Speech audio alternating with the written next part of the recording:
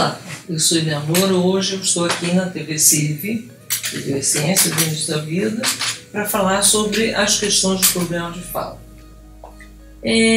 A questão da fala é de esperar que lá no final do primeiro ano as meninas comecem a falar mais rápido que os meninos, da mesma maneira que os meninos tendem a ter uma coordenação motora muito mais acelerada, né? Andem primeiro, ou inventem de ficar pulando no sofá e coisas assim. E as meninas costumam falar mais rápido.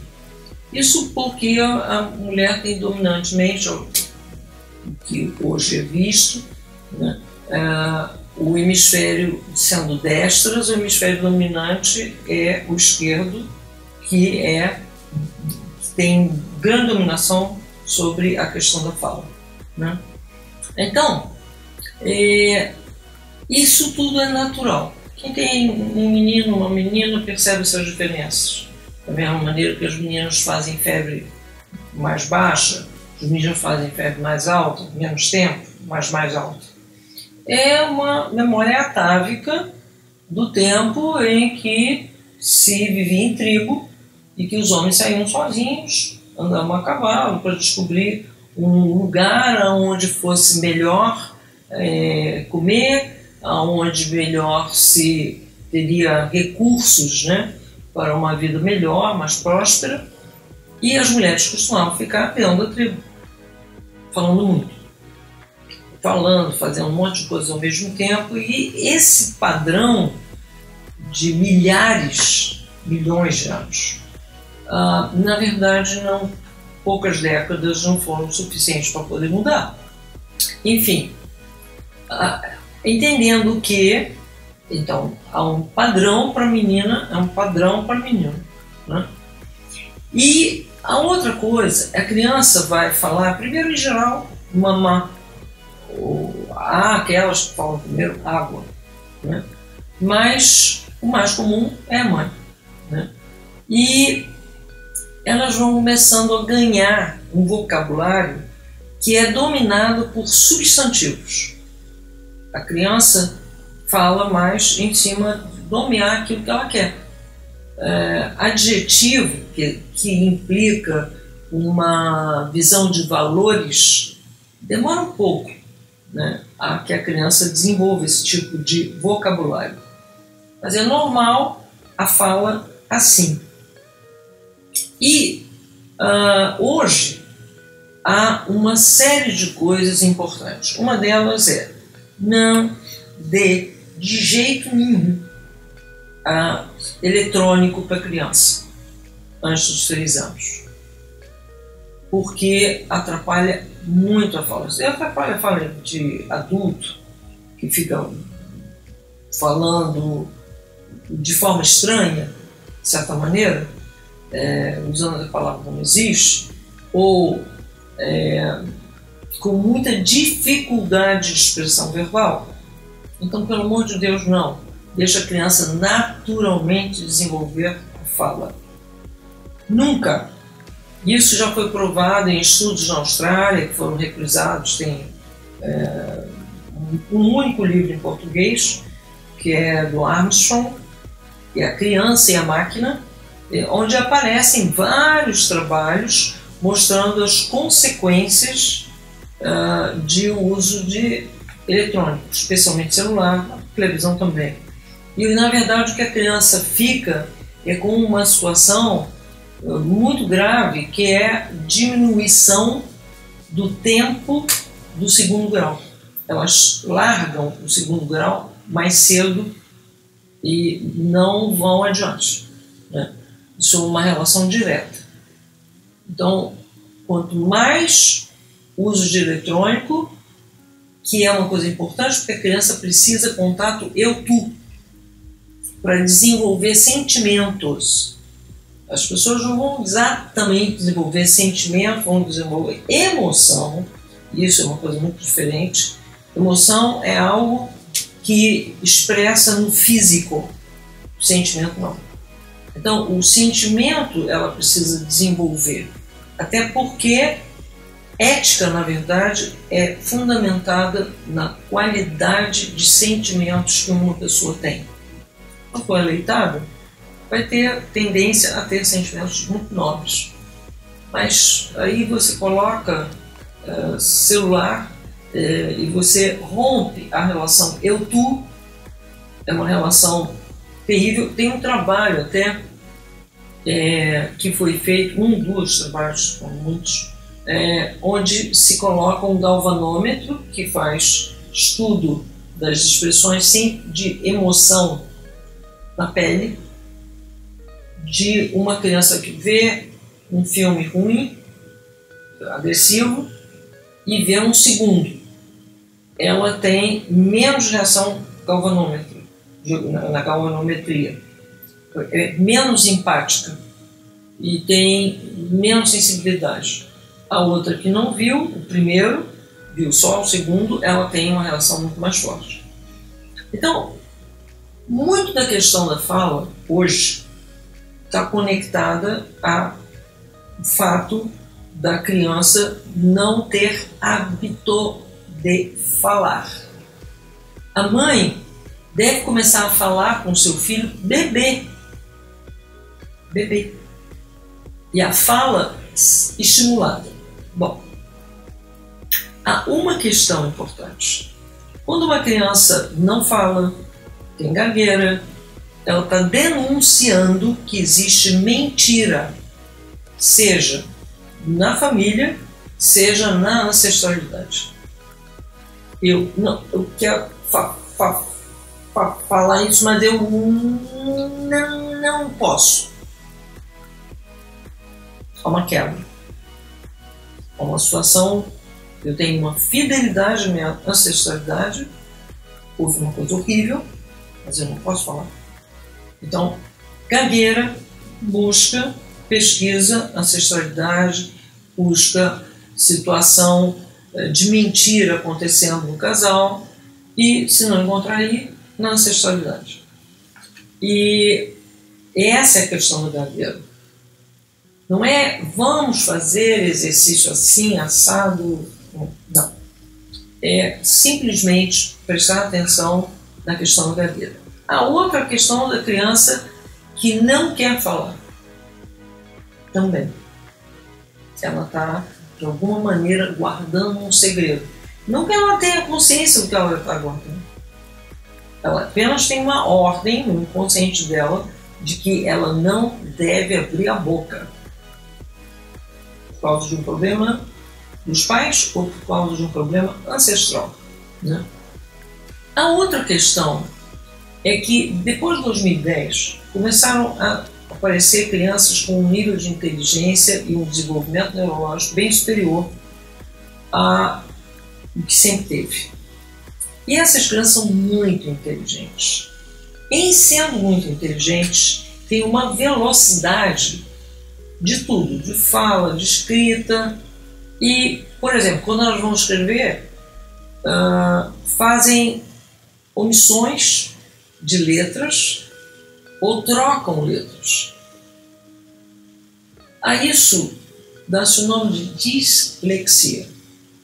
A dislexia é uma coisa natural de crianças muito inteligentes. O exemplo clássico de um disléxico, que ninguém duvida da inteligência, foi Einstein. Foi disléxico a maior parte da vida. Na infância, muito disléxico. É preciso, tem até um filme indiano que trata desse assunto. Uma criança disléxica dentro da escola. E o professor tendo a sensibilidade, hoje eu estou vendo muito esse tipo de coisa acontecer, os professores indicando a pedagoga e a pedagoga indicando um neurologista. Preciso lembrar que neurologista nem estudou psiquiatria, nem estudou psicologia e tampouco estudou pedagogia. Então, ele tem um sistema no qual ele foi treinado para entender tudo que não está dentro da norma é doente. Então, a dislexia não é muito comumente diagnosticada.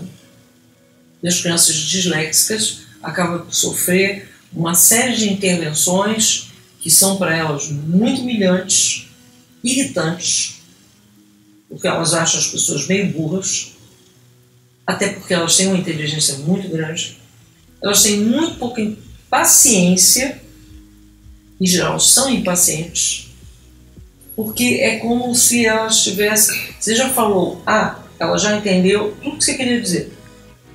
E como ela não tem muito paciência para ouvir tanta explicação, ela já saiu de perto. Aí recebe outro diagnóstico, que é hiperatividade, aquela doença que não existe, que foi o Leon Eisenberg que inventou para ganhar dinheiro da Ritalina. Enfim, essa criança acaba sendo medicada e é um desastre. Uma criança que é um gênio se tornou uma pessoa incapaz, porque como a Ritalina, ela lesa o cérebro, mesmo, ela lesa de tal maneira que essa pessoa na vida adulta é incapaz de estudar e de trabalhar, e mesmo ter relações estáveis. Então é muito sério o que está acontecendo. O Steiner já falava sobre a relação direta da gagueira e a mentira na família. Não é novo. É aquilo, tem praticamente 100 anos que se sabe disso. Mas aqui está. Por isso que essa televisão existe. A Ciência no Início da Vida vai trazer as informações científicas que existem há muito tempo e que não há interesse de divulgar. Como se fosse uma coisa mais normal. Não, quem vai entender disso é uma pessoa que não estudou pedagogia. Meu entendimento, isso não faz sentido.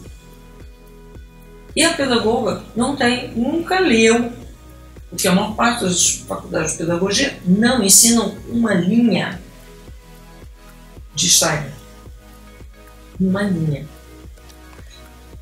Embora grande parte dos pedagogos que são falados e falados e falados vieram muitas décadas depois de Steiner.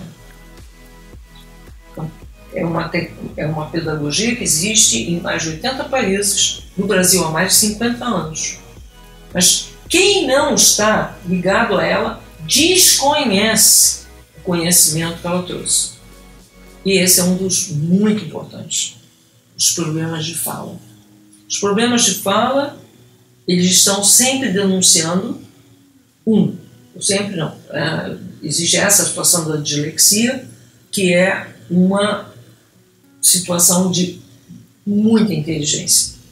Grande parte das pessoas absurdamente de inteligência foram disléxicas. Não é. Quem assistia esse filme indiano, um filme que fala sobre pedagogia. Uma pedagogia nobre. A pedagogia prussiana, ela teve a intenção de fazer todo mundo capaz de trabalhar em fábrica. Tanto é carteira uma atrás da outra e obedecer ordem. Uma criança levanta o dedo, diz eu quero fazer pipi, e na verdade o professor diz para ela não está na hora. 4 anos, ela se urina, se humilha e fica impresso o resto da vida que a educação é aprender cegamente a ouvir ordem e não o seu próprio corpo. Sentimentos também não importam. Aconteceu uma morte na família, não interessa. Essa criança perdeu a prova, tomou 0, luto não importa. Então, essa pedagogia que vem sendo praticada há muito tempo, é essa pedagogia que transformou uma sociedade extremamente competitiva e pouquíssima relação das crianças com o corpo. Por quê? Não há senão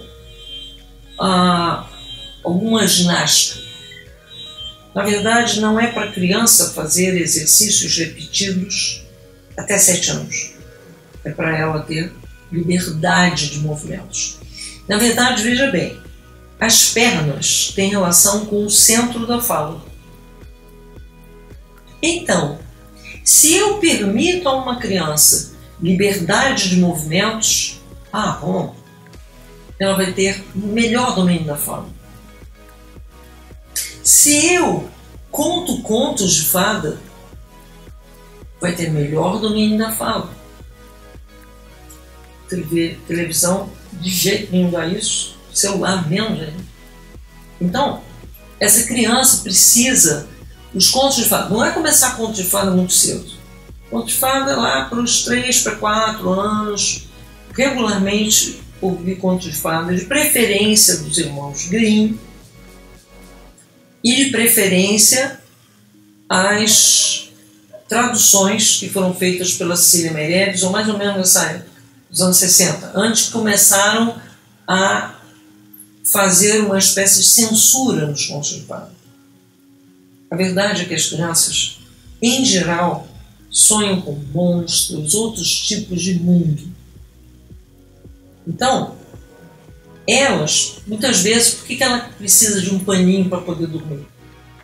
Ela pega uma coisa qualquer que ela elege como se fosse um talismã, porque ela vai entrar num mundo muito terrível. Então, quando você conta um conto de fada dos irmãos Grimm, que tem as coisas mais difíceis, ela calmamente dorme. Ela se sente completamente capaz. Não tem insegurança, não tem dificuldade. Mas o que aconteceu? A psicologia entendeu que os irmãos Grimm eram terríveis. Detalhe, os irmãos Grimm coletaram histórias que eles viram que acontecia como sagas, digamos assim, por toda a Europa. E se você comparar contos de fada dos irmãos Grimm com contos africanos, com contos asiáticos, com contos de qualquer lugar, você vai ver que são os mesmos temas. Ou seja, os dramas do crescer. As Cinderelas, as bruxas, as fadas, as madrastas mais, enfim, esses temas são temas que estão sobejamente em todos os contos de fada de todos os lugares. Comparar um com o outro sempre vai encontrar isto. Então, quando você está falando para uma criança um conto, primeiro benefício, a fala. Segundo benefício, ela poder ter um ritual de entrada no sonho, com confiança. Terceiro benefício, ela começar a ter gosto por literatura. Literatura é aquela coisa, você tem um livro, você tem alguém dialogando com você. Porque ninguém lê passivamente. As pessoas, no fundo, estão dialogando com o autor. E isso amplia o vocabulário. Isso amplia muito a capacidade de simplesmente imaginar. A imaginação da criança é o maior dom que uma criança pode ter. Uma criança sem imaginação pode se tornar um adulto perigoso. É preciso estimular a imaginação. De todas as maneiras. A mãe que durante toda a sua gestação ouviu boa música, viu bonitos quadros, tudo isso já ativou a imaginação da criança. E se a criança vê bonitos quadros, ouve boa música, ouve bons contos de fada. Então, mesmo que ela venha a ser uma disléxica, ainda que ela tem recursos, porque se a criança é muito inteligente, ela tem recursos de poder ultrapassar a dislexia. Muitos recursos. Isso não é problema. Eu hoje tenho ouvido queixas de muitas mães e que seus filhos, principalmente meninos, estão sendo diagnosticados não como disléxicos, mas com problemas graves de fala ou problemas de não conseguir estar escrevendo da forma perfeita. Primeira coisa é perguntar: você está dando o celular para ele?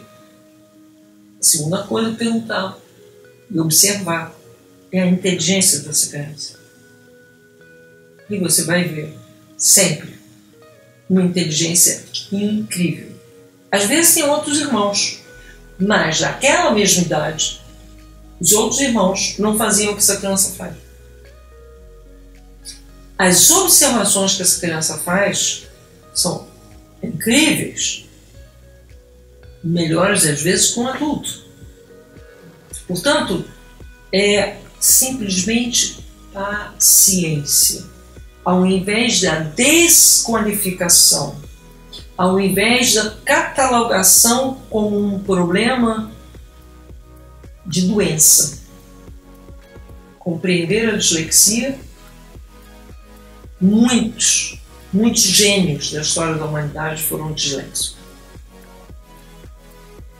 Alguns continuaram meio disléxicos. Isso não importa. Isto não importa. Agora, destruir a inteligência, destruindo o neurônio com drogas, bom, isso sim, isso importa.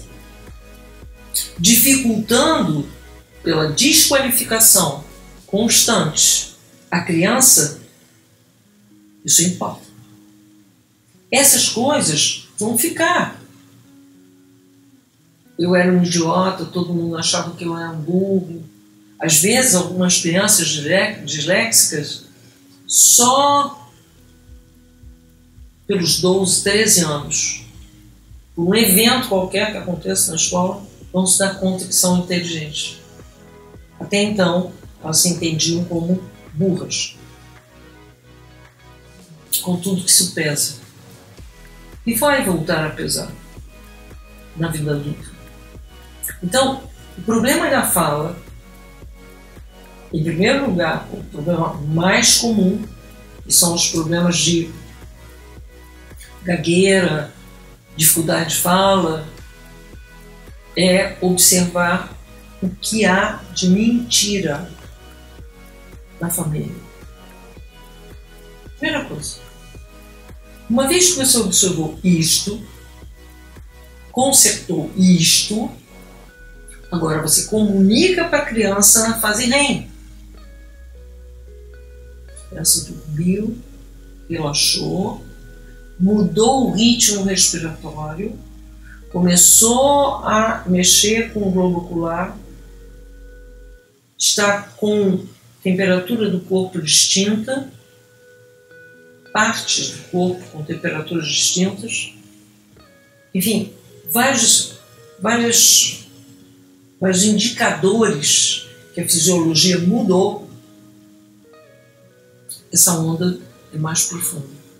É nessa que você vai contar a verdade. E se você achou realmente a mentira, no dia seguinte a criança não está gaga. No dia seguinte a criança não está com problemas de fala. Eu lembro que a coisa mais, a situação mais grave que eu lidei foi com uma criança que tinha sido concepção desejada, parto natural, a gestação muito boa. Porém, essa criança não falava. Ela não falava uma palavra. Nada. Então, a mãe, que estava morando em outro país, me disse que ia levar o filho, um especialista. Eu digo, porque é simplesmente uma coisa pedagógica. e o tal do especialista médico, que em geral não tem muito conhecimento, porque a cadeira de pedagogia não é dada na faculdade de medicina. Aí eu perguntei para ela: quando você vem ao Brasil? E ela me disse: bom, na próxima semana. Eu disse: então você vem no meu consultório. Ela veio. E eu comecei a tentar captar que mentira tinha na vida dela, ela casal. Nada. Não achei nada. Mas, como Deus é Pai, de repente ela disse: só se for é uma expressão bem clássica, né? Só se for aquele dia com aquela babá dele. Foi isso. Os meninos, quando são abusados sexualmente, eles entendem que a babá é da tropa da mãe, que por fidelidade não falam. Está surgindo mais outra questão. Abuso sexual de uma pessoa que a mãe outorgou a essa pessoa responsabilidade sobre a criança. E aí eu disse para ela: foi isso. À noite ela trouxe o pai, que hoje, com a experiência que eu tenho, sei que ele deve ter sido abusado, porque ele me agrediu muito. Eu disse: eu não sou juiz, eu não estou julgando a empregada, eu posso ser errada, mas por que não faz o que eu estou falando? Que era pegar um boneco de pano e desse boneco de pano fazer que o boneco tivesse um short e deixasse a criança com o boneco. Ela puxaria o short e começaria a chorar. A mãe abraçaria pelas costas, porque esse tipo de abraço a nível real, ele fala de proteção, enquanto que o abraço frontal fala de amor. Bom, ela não fez. Porém, a amiga dela, que tinha já trabalhado com pedagogia Steiner, o filho dela tinha um bonequinho desse. O filho dessa pessoa voou no boneco, arrancou o short e começou a chorar, desesperada. Aí ela lembrou do que eu falei, abraçou ele por trás e começou a dizer: eu vou te proteger, nunca mais isso vai acontecer, eu estou aqui, eu estou atento. Passou. O pai tinha viajado. No dia, 2 dias depois, era o aniversário dele de 3 anos. A família toda entendia a criança como muda. O que aconteceu? Ele chegou, olhou para o pai e disse: bom, papai, que bom que você chegou. Eu estava com tanta saudade de você. Todas essas palavras. Quase todo mundo caiu para trás. Mas percebem? O tempo todo ele podia falar. E não falava por lealdade à mãe. Então, outra coisa a pesquisar, principalmente menino, é a situação de abuso sexual na infância causado por babá.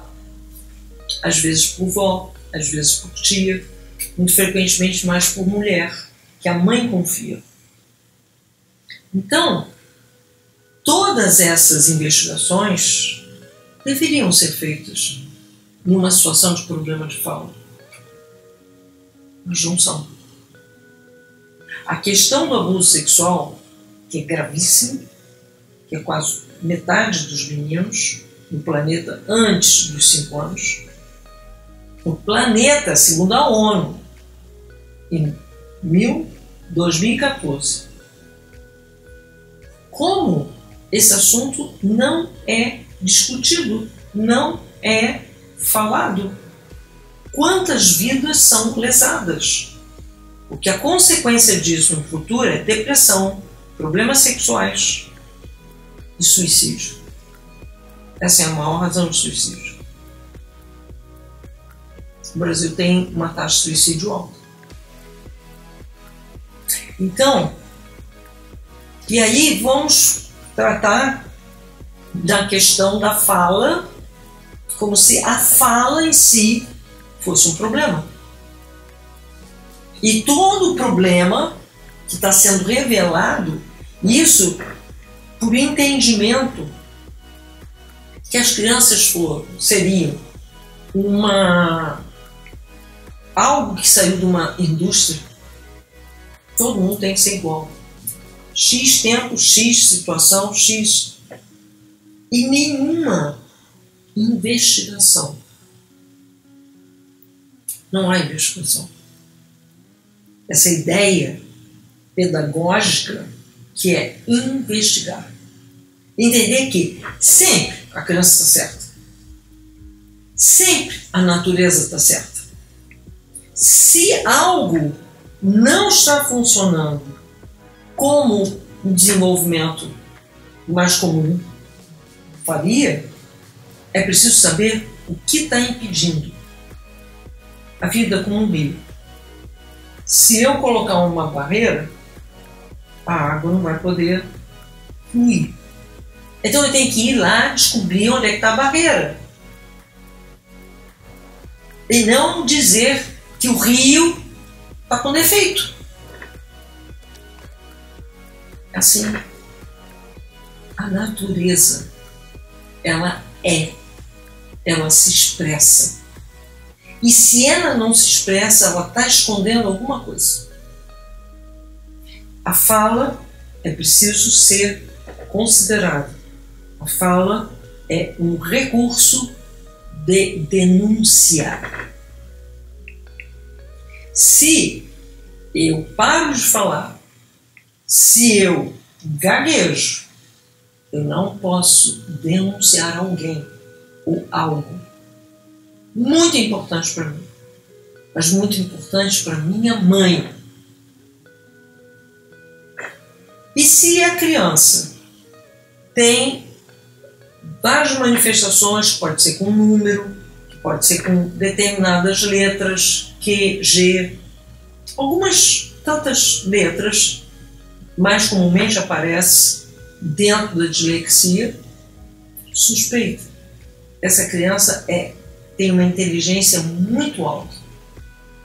Não desqualifique e não intoxique a criança de substâncias que vão lesar neurologicamente a elas. Existe hoje um movimento muito forte nos Estados Unidos, órgãos que exercem um certo tipo de controle, que estão começando a suspeitar. Eu digo suspeitar porque a doença mental em criança sempre foi uma raridade e hoje virou uma coisa comum. Uma professora da Universidade de Campinas chegou a acusar isso como um verdadeiro infanticídio que estava acontecendo no Brasil. 40% das crianças medicadas. Não é para medicar a criança, é para aprender o que ela está tentando nos dizer, nos ensinar, com o sacrifício que ela está fazendo. Então, eu espero que isso tenha contribuído para vocês, porque é muito, muito, muito importante. Nós precisamos nos informar. Nós precisamos saber por quê. E nós precisamos ter uma atitude mais investigativa dos problemas naturais. E a criança, ela só denuncia o que não está bem entre os pais e entre os ancestrais.